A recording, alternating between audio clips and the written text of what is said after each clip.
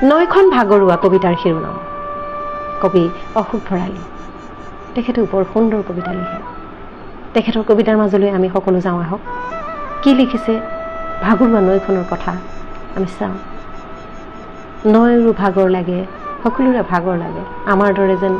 নৈৰো ভাগৰ লাগে কেনেকৈ ভাগৰি পৰিছে সেই কথা খুব সম্ভৱ কবিয়ে আমাক ক'বলৈ বিচাৰিছে আমি চাওঁ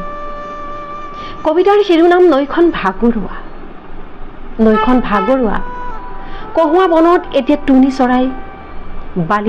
বালিত বহি সুহুৰিয়াই মাছ ৰুকাই এজাক বৰষুণৰ অপেক্ষাত নৈখন ভাগৰুৱা কহুৱা বনত এতিয়া টুনি চৰাই বালিত বহি সুহুৰিয়াই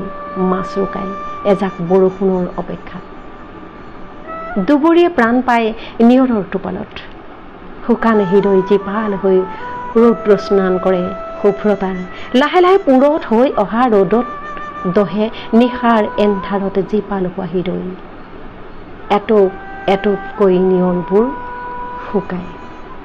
নৈখনৰ উদং বুকুত জোনাকী পৰুৱাৰ নাচন গাভৰু হোৱাৰ অভিমানত ঠেহ পাতে চঞ্চলা হোৱা যৌৱনৰ ৰিম জিম বৰষুণৰ টোপালত ভাগৰবোৰ এৰি নৈখন গাভৰু হোৱাৰ প্ৰতিশ্ৰুতিত নিয়ৰে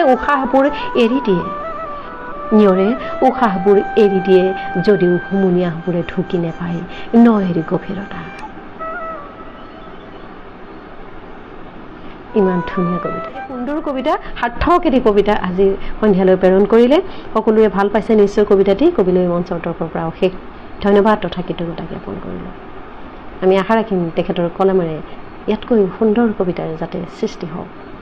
নাছিৰ আহমেদ দেৱে লিখিছে কবি অশোক ভৰালীৰ নৈখনৰ ভাগৰুৱা কবিতাটিত নৈক জীৱন্ত নায়ক ৰূপে ফুটাই তুলি প্ৰাকৃতিক সৌন্দৰ্যৰ অপৰূপ ৰূপ ধুনীয়াকৈ ফুটি উঠিছে হয় অশোক ভৰালী অশেষ ধন্যবাদ